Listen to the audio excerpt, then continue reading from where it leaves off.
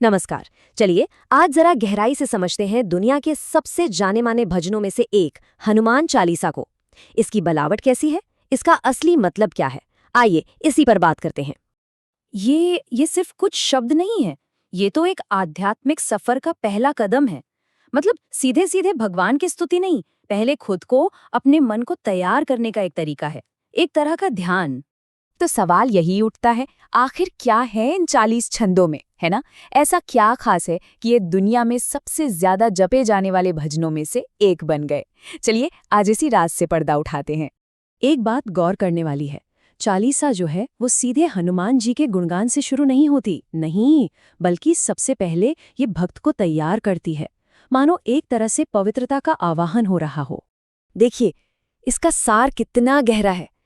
ईश्वर को बाहर देखने से पहले अपने अंदर झांकने की बात है। चालीसा यही तो सिखाती है कि सच्ची भक्ति के लिए ना एक साफ दिल और शांत मन चाहिए, तभी तो उस दिव्य शक्ति को, उसकी पूरी महिमा को महसूस किया जा सकता है।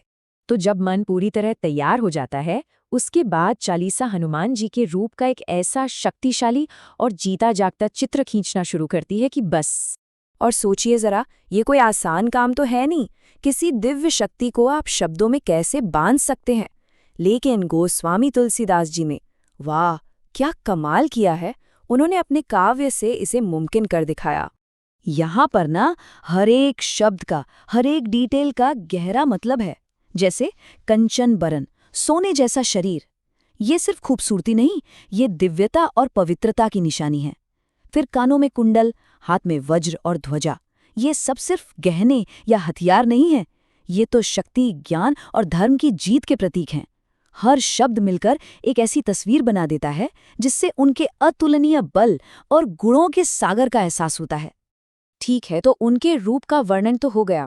अब देखते हैं कि ये पूरी रचना आगे कैसी बढ़ती है। स्वरूप के बाद चालीसा फोकस करती है उनके महान कामों पर, वही काम जो उनकी भक्ति का असली केंद्र हैं। और कमाल की बात देखिए, उनकी हर शक्ति, उनका हर रूप सिर्फ और सिर्फ सेवा के लिए था। सीता माँ को ढूंढने के लिए एकदम छोटा सा रूप ले लिया, और फिर उसी लंका को जलाने के लिए एक विकराल भयानक रूप, राक्षसों को मारने के लिए विशाल भीम रूप। मतलब शक्ति का हर इस्तेमाल निस्वार्थ सेवा का एक उदाहरण है, सब कुछ भगवान राम के काम के लिए। और फिर आती है ये पंक्ति, वाह, ये लाइन तो मानो सब कुछ कह देती है।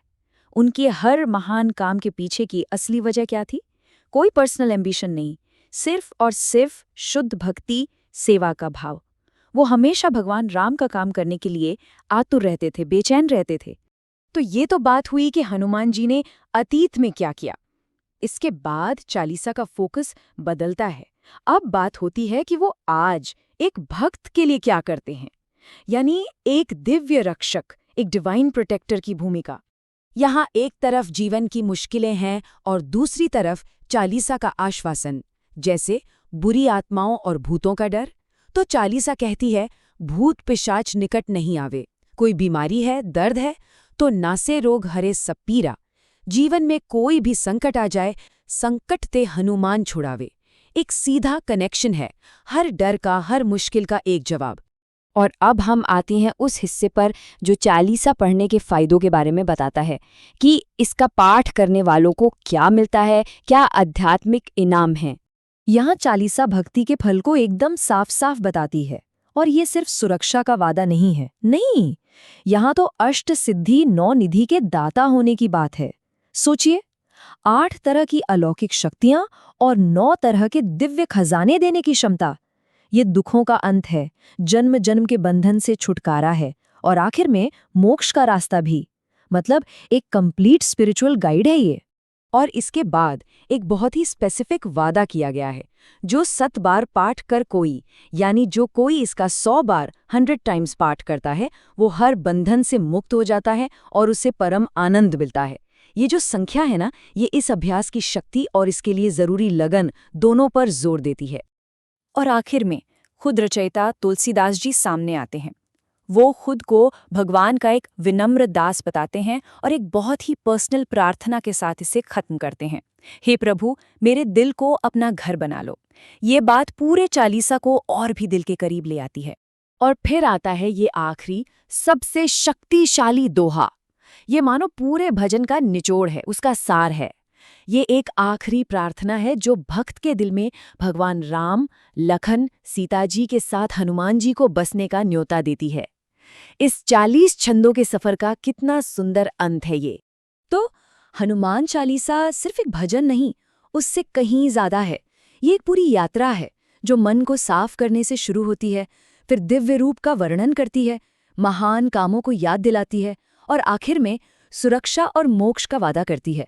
और ये हमें एक सवाल के साथ छोड़ जाती है कि आस्था और धर्म से भी आगे बढ़कर क्या ये कविता की, इसकी बनावट की और इसमें कही गई कहानी की ताकत है जो इन पुराने शब्दों को आज भी इतना शक्तिशाली बनाए हुए है।